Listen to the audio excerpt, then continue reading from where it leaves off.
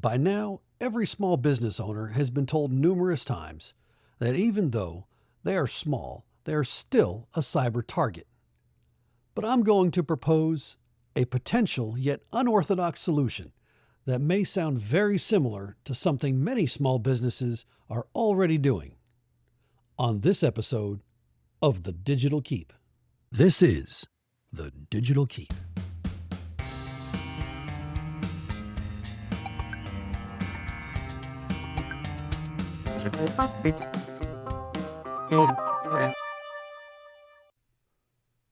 Welcome to The Digital Keep. I'm Guy. This is a show about people, technology, cybersecurity, and networks.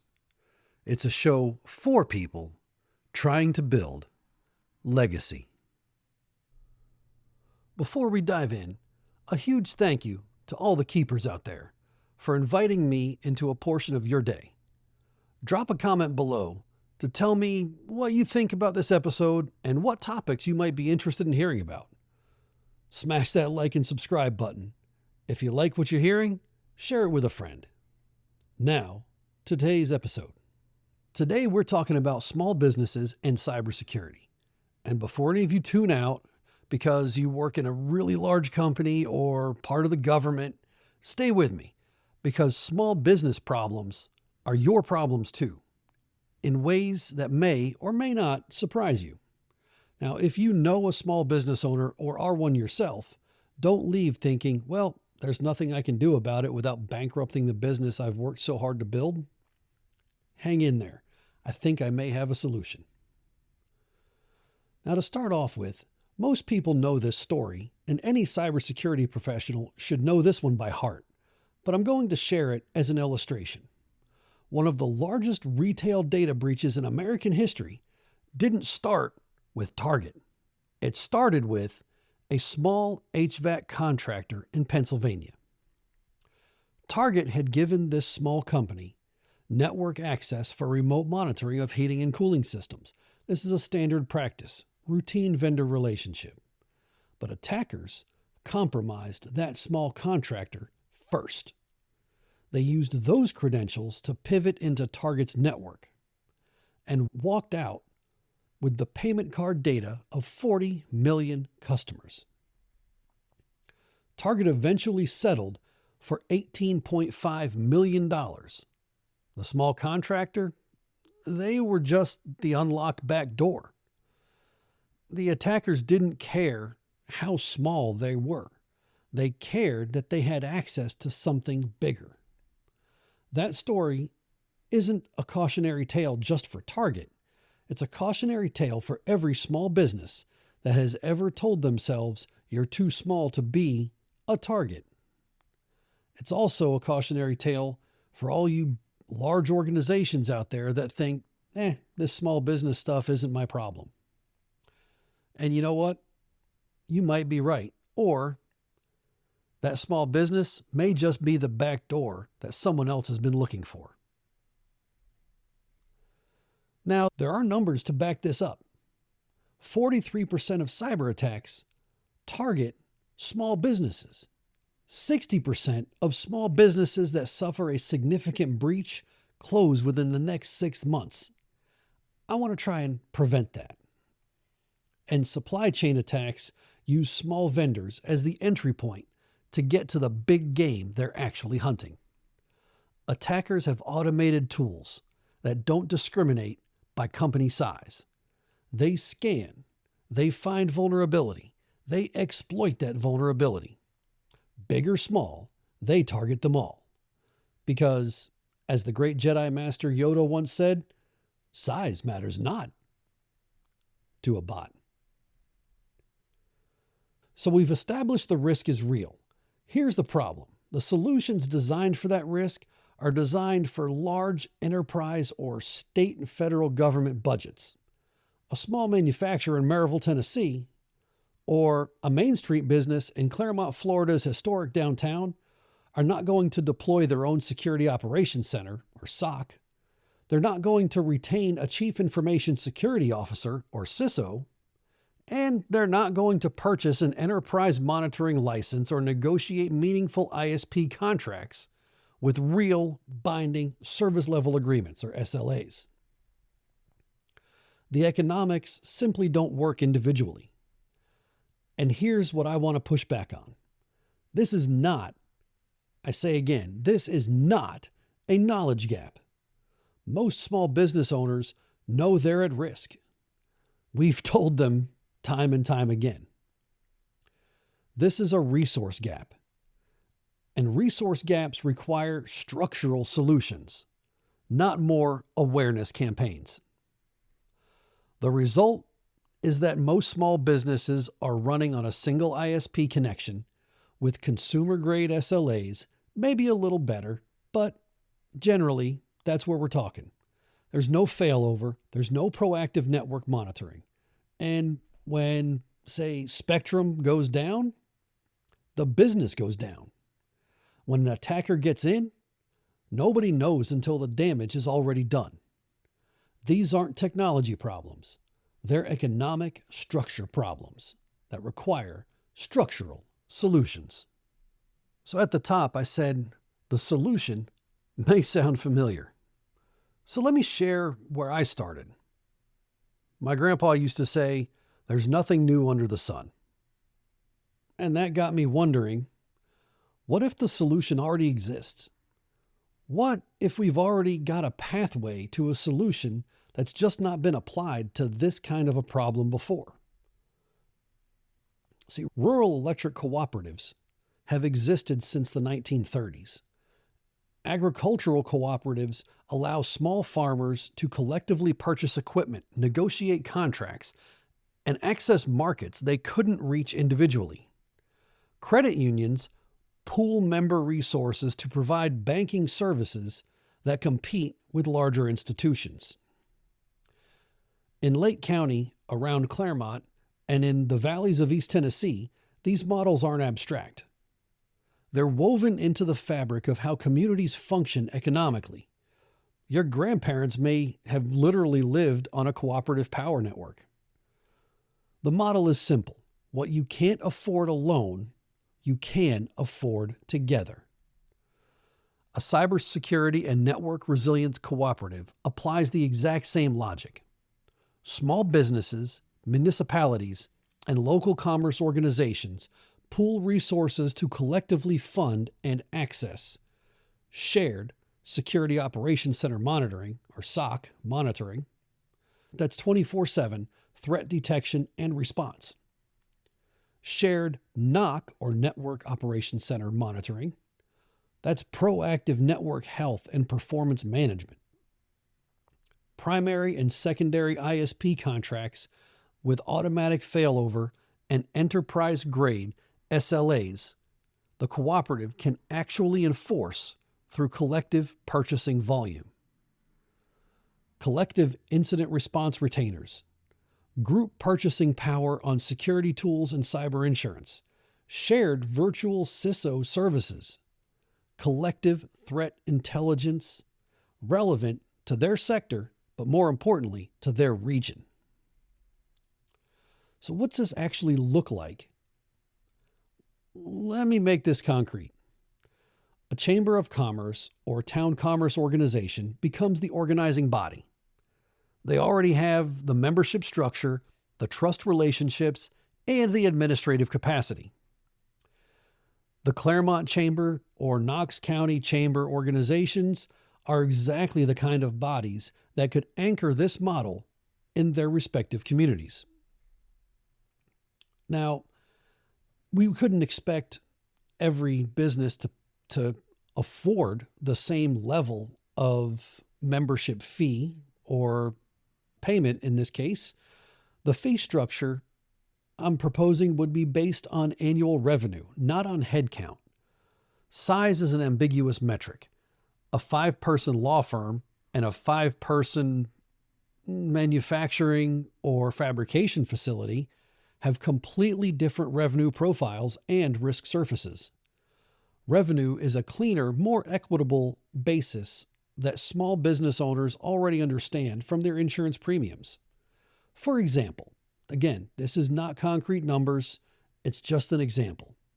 Tier 1, Under 500,000 in annual revenue, Tier 2, 500,000 to 2 million annual revenue, and Tier 3, 2 million to 10 million in annual revenue. Each tier pays a proportional monthly cooperative fee. The cooperative contracts collectively with a managed security and network service provider at enterprise rates, because the combined volume justifies pricing that no individual member could negotiate alone. Now, the Network Operations Center component deserves special attention because it delivers visible, daily operational value rather than invisible protection that only becomes apparent when something goes wrong. Members get proactive network monitoring that catches and resolves issues before the owner even notices. They get a primary ISP or internet service provider running normal operations with a secondary ISP on automatic failover. When Spectrum has an outage, the cooperative's members stay online while neighboring businesses go dark. And they get enterprise-level SLAs with real enforcement power, the kind of leverage a single small business simply can't negotiate alone. For a restaurant in downtown Claremont or a retailer in Farragut, Tennessee, whose point-of-sale system goes down with every ISP hiccup, that failover capability alone may justify the cooperative fee before the security benefits are even considered. The objection, I know some of you are thinking, wait, if we're all sharing the same infrastructure, aren't we just creating a bigger target? You know what? That's a fair question. The answer reveals something important about the situation you're already in without realizing it. When 10 businesses in downtown Claremont or along Kingston Pike in Farragut are all on Spectrum or Charter, you're already sharing the same layer 1 through layer 3 infrastructure. Layer 1 being the same cables. Layer 2 and layer 3 are about switching and routing. But you're sharing that same infrastructure, the physical cables, the routing, the addressing. That's just how ISP last mile networks are built. You don't get to opt out of that shared physical reality by staying independent. But here's what you don't have right now: any managed segmentation, coordinated monitoring, or policy enforcement above that shared layer. A compromise affecting one business has no meaningful barrier preventing lateral movement toward the business next door. You're sharing the road with no lanes, no traffic lights, and no enforcement. The cooperative model inverts that risk entirely. Yes, layer 1 through layer 3 physical infrastructure may still be shared, but now you have managed segmentation, separating the businesses from each other on that network. And at layer 3 and above, enforced by the knock and sock. Policy boundaries between member organizations that your regular ISP would never provide. Coordinated monitoring that detects anomalous traffic between member segments before it becomes an incident. And, most importantly, a second internet service provider path introducing genuine physical diversity for failover. Spectrum gives you a shared road with no lanes, no traffic lights, and no police. The cooperative gives you the same road underneath, but with proper lanes, controlled intersections, and active traffic enforcement. The pavement is the same, but the governance above it is completely different. Cooperative doesn't just make each member more secure than they were independently. It makes the collective more secure than the shared infrastructure they're already sitting on would suggest. That's not naive about shared risk. That is specifically designed to manage it better than the status quo you're already exposed to.